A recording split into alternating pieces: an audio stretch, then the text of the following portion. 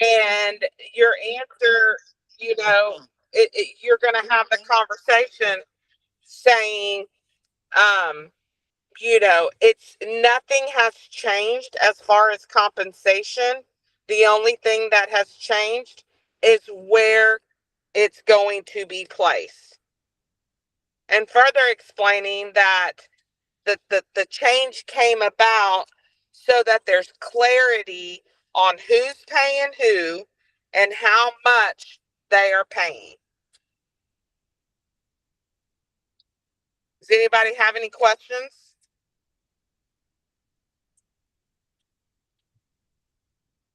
All clear. Yep. Sounds it's awesome. Thank you. So don't be afraid to have the conversation just because there's a change. You're just having a different conversation of where things are placed, how it's being paid, and who it's being paid.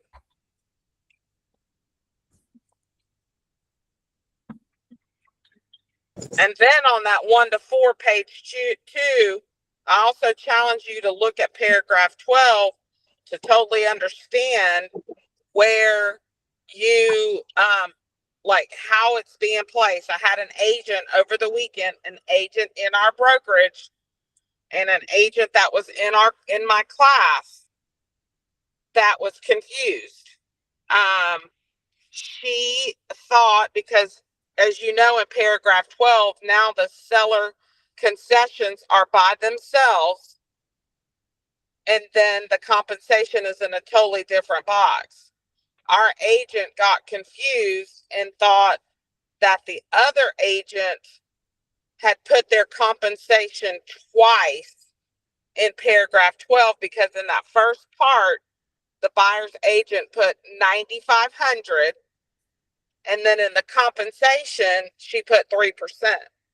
So our agent was like, I think this agent is asking for the compensation twice. And so I coached her through it, and, no, if you look at the first box, you can see that she's asking the seller for 9,500 in concessions, and she's asking for 3% for compensation to her brokerage. And so she just confused herself, basically. But so make sure, because if you're not reading it and you don't know the verbiage, and more importantly, don't understand what the verbiage is saying, there could be some confusion that could affect the offer. And she had explained to her seller what she believed was that compensation was being asked twice. So now she had to go back to her seller to explain to the seller, oops, sorry, it's not compensation twice. They're asking for 9,500 in concessions and 3% compensation. So that could change a seller's decision on whether they're going to accept that offer or not, because she had told the seller, I have to go back to the agent and ask her to change this. And now she has to go back to the seller and say, no, it's correct. This is what they're asking for. So just making sure that you guys understand exactly what it's saying so that you could have those valuable conversations with your clients and you don't walk out of an appointment without a listing.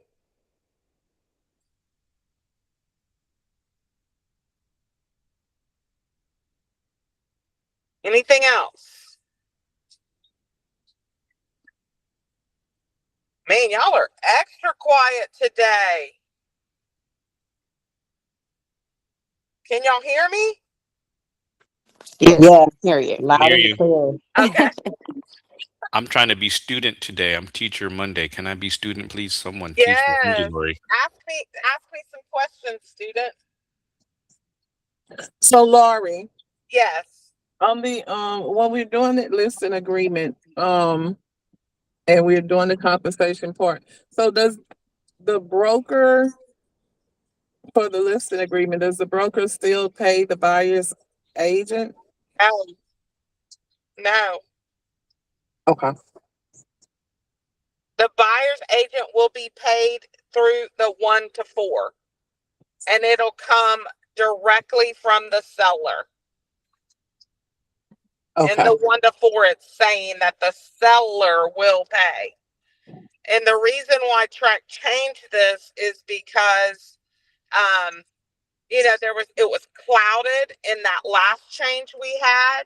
And I don't know if any of you ever experienced this, but, you know, the title company was not clear with the last 1 to 4 who is paying what. So you may have encountered a lender or a title company asking you for the buyer's representation because they wanted to know who is paying, like, is the buyer paying this? They wanted to make sure that they were, like, when they would do their closing disclosure, it was, you know, clear on who was paying who. Now there's no room for question. The lender, because the lender gets a copy of the 1 to 4, title company gets a copy of the 1 to 4, and so it's clear and concise on if that box is checked, Gwen, that the seller is paying the compensation to the buyer's broker. So there's no more broker to broker at all, unless it's a lease. So what happens when the seller doesn't want to pay the full, you know, commission is for 3% on the buyer side? That does that other, like, they're paying 2%, that other 1% still comes from the buyer? Yes. Okay. Yes. And you would negotiate your compensation through that executed buyer's agreement. For me, I'd love the change because it is clear and concise. However, I kind of feel like it, you know, gives the seller a feeling that they don't have to pay it, or okay, well, they put 3%, let's negotiate it like we do the price, you know, let's tell them 2%, where in the old listing the 6% was there, right? So we had the authority to pay that 3%, our brokerage, from the seller at the onset of taking the listing agreement. Now the buyer's compensation is kind of open-ended.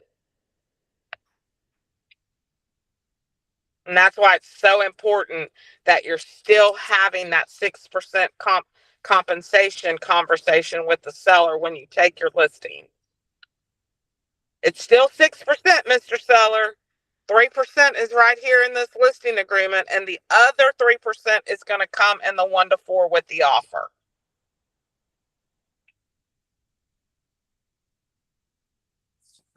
Okay, Yeah. so when you're filling out the listing agreement, it's still the 6% that we're, you know, No, okay. because we cannot pay the buyer's agent. There's no more broker to broker compensation, so we're only taking 3%. Now, if you take a listing at a discounted compensation, then you would, you know, if you get it, like, I'm gonna give you an example. You take a 5% commission because it's your aunt, and you're gonna take 2% on your listing, and you want to leave that 3% in the negotiation of the 1 to 4, then you would put 2% in the listing agreement because I'm taking the reduction. And you're having that conversation with the seller. So the only thing you're taking in the listing agreement right now is our brokerage listing compensation, whatever that is.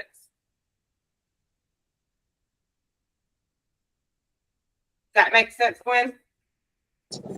Yes, so we're still putting down our commission on the listing agreement, but we're still having that conversation with the seller, letting them know that the other 3% is going to come through with the offer. Yes. Exactly. Okay. Got it. Thank you. You're welcome.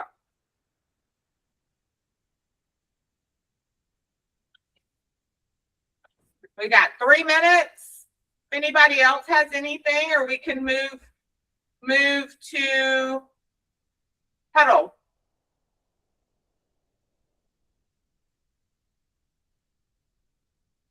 Okay, what's next? Gratitude and bucket fillers. Who's got a gratitude or bucket filler? Every one of y'all need a cup of coffee Before we move on, I did have a question on scooping up some listings real quick. I was thinking about like using AI to make like a little resume. I think I've only taken down like 2 listings, mostly leases and buyers, but putting together like a little resume, property analysis, send it to an email while I'm in motion for listing appointment. Just to have the seller something to kind of munch on before I get there. Anyone ever do that, or is that too much? Is that overkill?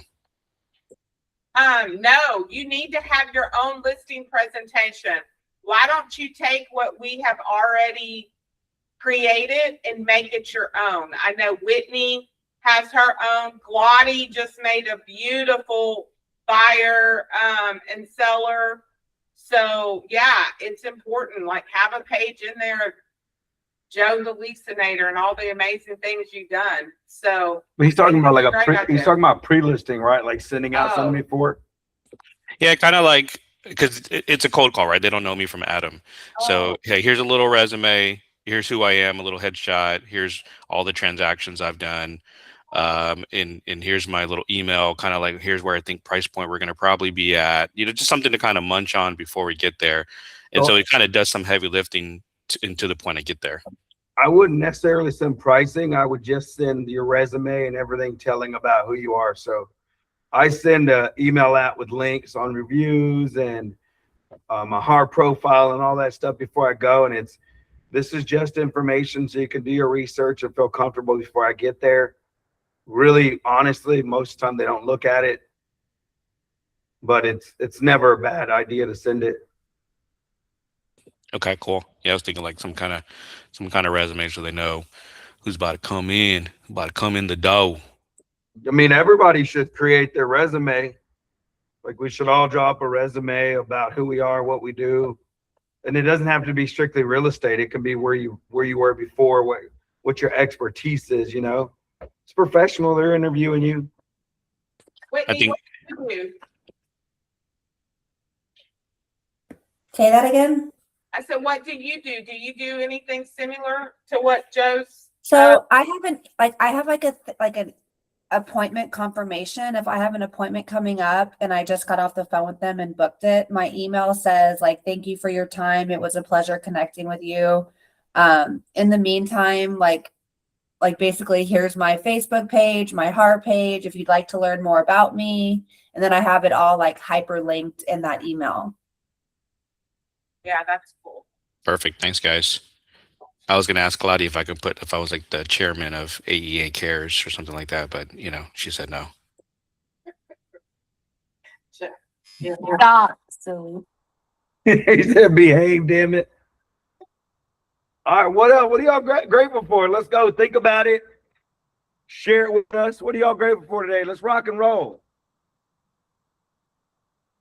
I have one. Go ahead.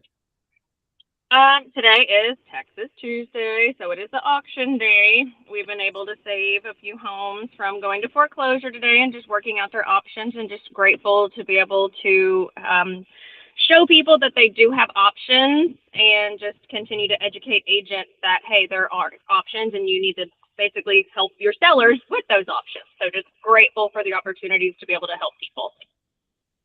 Let's go. What else, guys? Who else got some gratitude and bucket fillers? I need at least 2 more. What are you grateful for? Go ahead, Whitney. What you got? I'm grateful for my new friend, Jason Panos. Peyton had aviation camp yesterday, and he's all super psyched about planes now. And so I just randomly, literally was like, we're going to go look at the Pearland Regional Airport really fast because it's right by the house. So I pull up unannounced, unexpected. It was just a random detour. Jason is out there on his golf cart. His appointment had just canceled on him. And he's like, yeah, oh my God, perfect timing.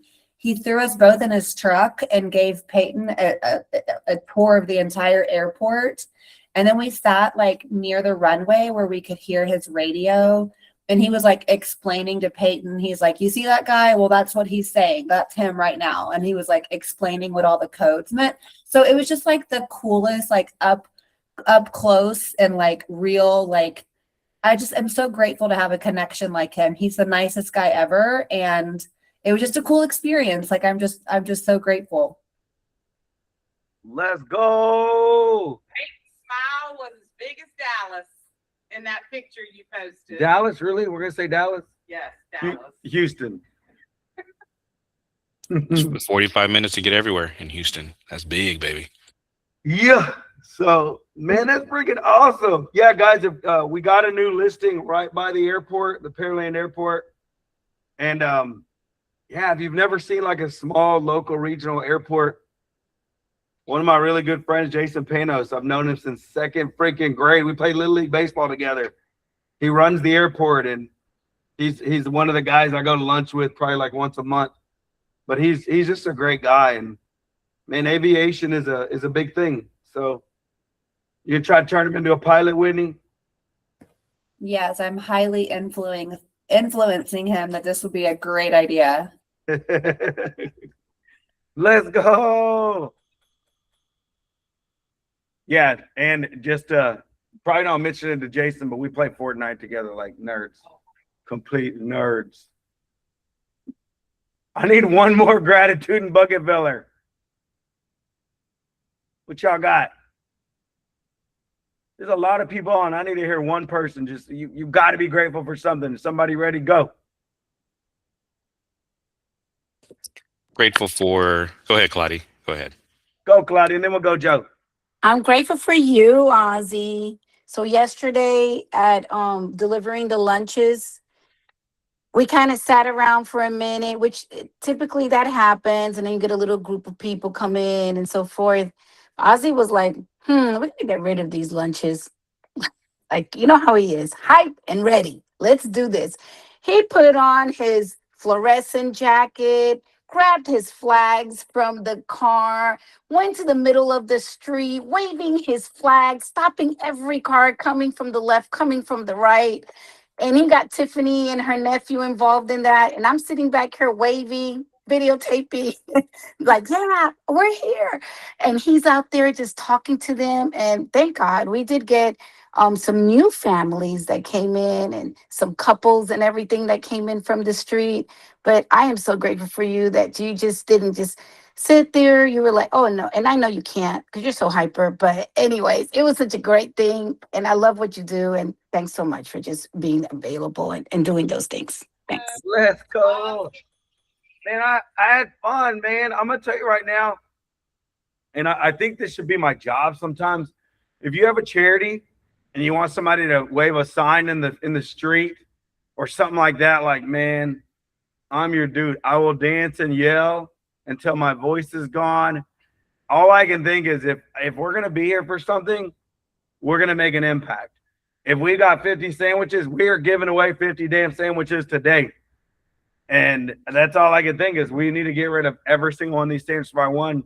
And man, I'll be honest, in my car, I've got jumper cables. I've got a tow strap. I've got traffic control stuff. I've got if anything happens on the side of the road with somebody, I'm ready to go. I've got cones. Where did you get all this? Man, honestly, I bought it at Ace Hardware.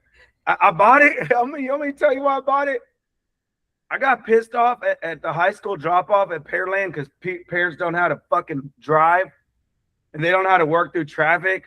So I'll be honest. One day I bought it. I got little flags like to control traffic, and I got my big neon vest, and I just pulled over side of the road and I started directing traffic. And a cop came up and he's like, "Hey, who are you?" I'm like, "I'm just a dad. I'm just tired of people wasting my time." And he was like, "Hey, as long as you're not on the freeway, like, you're cool." And I was like, "All right." He's like, does the school know you're doing this? I was like, no. So I don't know why. I'm not the time. So I have all this shit. Take matters in your own hands. Yes, just do it, man. I don't even care. Like, I just do it, man. So yeah, no, Claudia, I love the opportunity. I love what you guys are doing. Like your spirit to serve people, take care of the community. Man, what guys, if you haven't been, I'm not sure there's enough room for everybody, but you know, a couple of people can go and help. But watching families that know that this happens and watch the little kids roll up on the little scooters and we're playing music and they're dancing and Claudia has little toys for them.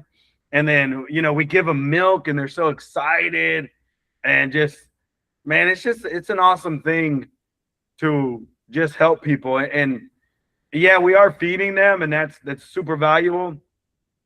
But you know, more than anything, we're giving hope. We're giving hope. We're giving them faith in humanity that other people really care, and that's the game, man. One day, they're gonna remember. I remember the truck pulling up and giving them sandwiches when we were kids because we couldn't afford shit either, and I'll never forget it. I'll never forget. Like they weren't like high quality sandwiches, but I didn't give a shit. I got Fritos on a ham sandwich with some cheese, and I stuffed it in there, and it was crunchy and it was great. And I don't know if we would have eaten that day. So what you're doing, Claudia, is amazing. Thank you so much. Hey, and the kids, they are so thankful. And it's like my kids need a freaking lesson on that because those kids are so grateful and thankful for what they get. And they got such big smiles on their face. And you're like, wow, you know, these kids, it's not a lot, but they are so grateful for it. And that's just like, it just puts a smile on your face when you see that. And I wish my kids were as grateful as those kids are that I see there. 100%. This is a family event, so if anybody wants to volunteer, they can bring their kids too before the summer's over. They are welcome. Just get on the calendar and we'll be there. So we have a backpack drive coming up and we're gonna definitely need help. But thanks. Thank you, Claudia. Let's go. Joe, we don't want to leave you out, Joe. I know you had something. What's your gratitude, Buckviller? No, glad he took it. That was everything I was gonna say, for me. So no, I'm good. No, I was gonna say, grateful for the listenators. That's becoming a plural now versus singular. Glorious was taking care of business Monday, knocking out a couple deals to wrap them up. Tanya did a couple showings, wrapping up another deal. Marcus was out showing properties, Sugarland, Richmond, Rosenberg late last night, providing like really good feedback. So everyone's chipping in and being part of the action. So just really grateful that it's going from a singular leasinator to a plural version of it. So I'm just, really grateful for that because it's freeing me up a little bit to tackle these FSBOs, expires, and kind of get a little listing arm going. So excited for all of that. Let's go. Keep hustling. All right. It is Tuesday. We talk about lead generation. I'm going to start off with something. Who on here needs to learn more about investing? Let me see hands go up. Let me see somebody say something. Who on here really needs to learn more about investing? Everybody. Yeah. So guys, tonight here at the office at 6:30, we are having our Texas Association of Real Estate Investors. A couple things. Number one, show up. I think it's a great thing to learn. Michael Biegler, who is a really good friend of mine, will be speaking today on hard money lending. He lends money to a lot of people in our brokerage. He will lend you the money to buy the investment. He will lend you the money to fix up the investment. And he's like a friend who's a business partner, and other people in this building. Like if you talk to Eric De La Tour, Julia, Devin, a lot of these guys who have used him before, he's freaking awesome, man. He's a great guy. So if you have a project, you want to buy something, and you need the funds to purchase the investment and to rehab the investment, he's going to go over the formula. You can meet him tonight, build a relationship with him. And once you have a relationship with him and you need a deal done, he will know. That's how all the people in our office met him, is because he's an old friend of mine from the Lions Club here locally. He had a big chunk of money between him and his brother, and he said, hey, I want to find a way to make it into more money. And I said, what about hard money lending? So I taught him how to hard money lend. And now this is a big part of his income. When he retires, I believe that's probably all he's going to do. So he's going to be here tonight talking about lending for investment deals, building relationships with agents. So number one, if you show up, you'll build a relationship. You'll learn more about hard money lending. You'll have somebody directly to call, where you're not going through a bank and underwriter and all this bullshit. You are actually talking to the guy that has the millions in his account to give to you to buy a property. So you probably want to show up to tonight's meeting here at the office. There will be food, which will be cool too. You'll be networking with other investors and other people in the real estate industry. The other thing I'll tell you guys, it's a lead generation opportunity today or any day leading up to the event. Call your investors, call your wholesalers, call real estate agents, contractors, anybody who wants to learn about getting the investment game. Invite them, tell them to come out, have them get to know Michael Biegler, the rest of us, network, learn about investing, learn about how hard money works. I mean, you can ask them direct questions because I know you'll have some. So guys, it's a great lead generation opportunity. And it's a great opportunity for those of you who are serious about becoming investors to develop a really solid relationship with somebody who has the funds to help you buy whatever you want. Anybody got any questions about that? Morning. Anybody want to add to the conversation? All right. So go ahead. So here we go, guys. It is Lead Generation Tuesday. What do we need to work on? I've had some coaching calls with some of you guys, and we talk about what's the one thing we need to work on and what we need to focus on, and we need to get down to that. So ask yourself, what is the one thing I need to do in the realm of lead generation that by doing that one thing, it makes all other things unnecessary or irrelevant? What do we need to do? What do we need to focus on? Create that thing, target it, and do it like it's the only thing that matters. But what is it for you? Because we're all a little different. So anybody who would like to chime in and talk about this, I know I've been working on things with Whitney, a couple other people on here too, Aislinn. What are things you need to do to take your business to the next level? Talking about lead generation. Is there anything anybody's doing that is working really well for them? Calling the damn leads. Calling the leads. What does that mean, Joe? Tell me about calling the leads. Pick up the phone. There's a phone number. You call them and have a conversation with them. Try to find the problem. Is there a problem that I can solve? If so, let's continue the conversation. If there's no problem to solve, let's shake hands, keep a name and number, go from there. But just quantity, just doing that enough times equals appointments. Yeah. So who are you focusing on communicating with right now and having conversations with? Well, lately, starting now, it's FSBOs, expireds, cancels. It's been that. That's my new lead gen hour. I mean, I have my automation booking appointments with renters and buyers, so that's going to continue to go. But in the interim, been pulling some data for FSBOs, expireds, and going to go after that. Probably get some FURBOs as well. Maybe pick up some rental listings too in the process. But it's cold calling now. So I don't have a book of business of past sellers. I have to build it. Now renters and buyers are kind of being referred my way, so that's good. I'm grateful for that. But if I want to get a listing book of business going, I gotta start cold calling. Got to get out there. Yeah. Whitney, what are we working on? What are the things we've been talking about? And put you on the spot. We've been talking about working with a VA to help me get more organized and streamline my business to do all the things that I don't need to do. Yeah. So on the front end, guys. So you heard from Joe, and Joe he's heavy lease, heavy buyer, and he wants to move to the listing side. So he's starting to target that. We look at other people like Whitney and her business. Whitney runs a high touch, high care business, and she knows who she is. So, and some of you guys are going to match that similar description for what you want for your business, or what is your characteristics of your business.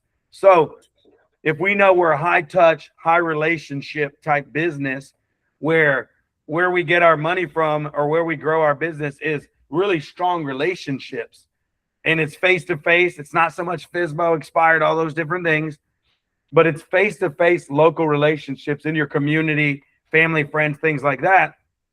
Whitney, what we've been working on is how do we take that for her business and take it to the next level? Well, in Whitney's business, Whitney is the whole business, right? And I think that's great. She should be. Yet we have to get some things going that can take us a little bit out of the equation and move things to a little more autopilot if we're going to have a sustainable business that doesn't completely drain us, empty us, and like have us burn out. So what does that look like? So if we look at Whitney's business, Whitney, what do you believe your best activities are that really bring the most business to you? I love spending time with people, building relationships, like genuine relationships. So what is the actual activity of spending time with someone? Like, what do you do? What would you say? I go to lunch, I go to dinner, I support at baby showers, friend, I'm at the point where my friends are having, like their daughters are getting married and having babies, so it's supporting their children. So that's very high touch. If y'all see that, guys, like going to coffee, going to lunch, going to dinner, attending a wedding, baby shower, those type of things, that's high touch. It does take time. I will tell you, it goes very deep in that relationship. So those people, I got to tell you, if created properly and the relationship is deep enough, and they got to know what Whitney does. Obviously, I'm sure they figured out by sitting with her long enough. But whenever all that gets moving, she's built a very deep relationship where it's more than just, will this person do business with me? It's, will this person refer their entire family to do business with me? Those deep relationships can feed you for the rest of your life. Now, all the other things. So the face-to-face is not something Whitney can substitute. She can't have somebody go have lunch for her. She can't have somebody be the person that drinks her coffee for her at a coffee meeting or a sit down. She's the face of her business. Now, all the other things that we're working on, the other high touch pieces, if she wants to send them a gift, let's say somebody gets sick, she sees on Facebook they're under the weather, she wants to send them a gift. How does that work? What software does she use? Does she have someone to manage it for her? Does she have to go in and manually click all the buttons to make that happen? The other thing, so let's say it's for a birthday, she wants to send a card. Let's say it's for the holidays, she wants to send cards. All these different things that take Whitney's high touch business to the next level. We recognize that the face-to-face, you can't replace her, but the other things, you can get a VA, automation. There are systems. So Greetable is one she's talked to me about, using Amazon as well.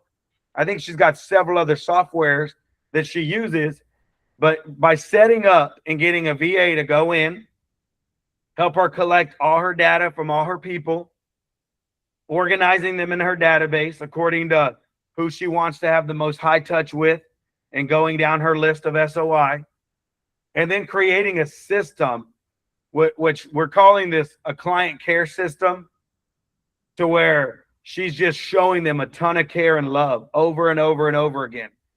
So if we can take all those things and put them on autopilot, Whitney can take a database of 100, 200, 500 people, and I believe effectively she could turn it in from 30, 40 transactions a year to 60 to 100 transactions a year by just adding extra layers of care, duplicating herself in her care, but not taking more time of her day to do it.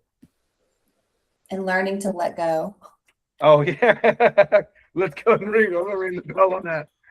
Yes, guys. That's one of the biggest things. You don't have to freaking do everything. You need to look at your whole process, your whole system, the way you do your life, and ask yourself, what are the things that there are no substitute for me? So think about life. Guys, I think having nannies and all those things is great. But I will tell you, if you really love your kids and you want to bond with them, you might want to think about you being the nanny.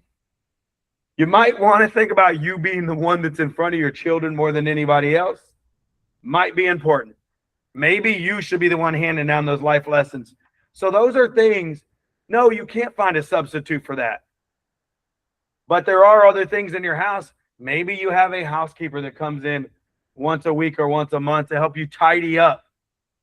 That is not exactly something that you have to do.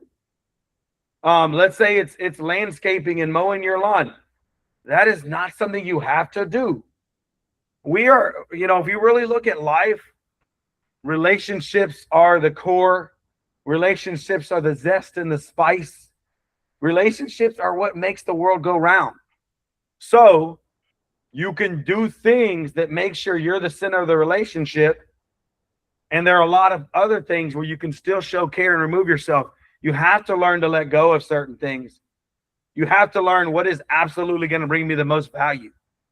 And where are things and situations where I cannot be replaced, I have to do these things.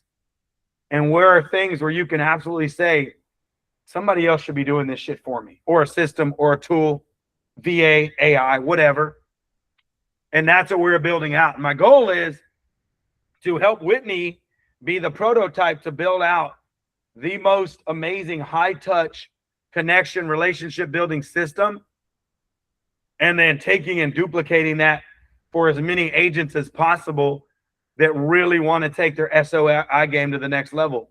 So Whitney, we are working through the guinea pig stages. So Whitney, I need you to put yourself on my schedule again ASAP so we can follow up and we can lock down picking this VA from the people we've narrowed it down to so far. Are you still using Calendly? No, I use the Google link, so I'll send that to you. Okay. You got it. But yes, guys, so these are all things we need to start thinking about and working on. What is it that we absolutely must do that we can't be replaced on in our business? And what are things we can absolutely replace ourselves with? If you aren't doing a time audit for your business and auditing what you are spending your time doing and recognizing what you should and should not be doing, removing the bottom 20% and doing more of the top 20%, you really need to start doing that. There are tons of stuff you shouldn't be doing. Some of you guys are doing $10 an hour work and completely wasting your time. Get back to relationships, conversations, and lead generation. That is what is going to ultimately feed your family. Everything else is a distraction and details. How quickly can you move away from the distraction and the details? So there you go. That's lead generation. Get focused, get moving. Y'all ready? Let's get an affirmation and let's rock and roll, because we got to get to lead generation. I hope to see a bunch of you at the Tech Association Real Estate Investors meeting tonight. If you have not connected with Michael Biegler, you need to. My brother just connected with him. He's fantastic, man. He's a bomb. He's such a great guy. Yes. So use that as lead generation. If you have a list of investors, you should invite them tonight. That's a great lead generation opportunity. and you should show up and meet him to make that connection for your own fun. Cool? All right, what are we going to say today? I need some hype, man. Life is good. Sandra's shirt says life is good. I like that. Life is good. Life is good. So here's what we're going to say. We're going to say life is good. I know some of y'all are like drifting into the, I guess, the summer coma. I don't know, because today I seem a little sleepy on the meeting. I get it. It happens. Let's find a way to wake ourselves up and get moving today. So life is good. Unmute yourself. Cameras on if you can. Here we go. And I need energy on this shit. Don't fuck around with me today. Y'all ready? Here we go. Life is good. 1, 2, 3. Life is good. Life is good. Life is Life good. is good.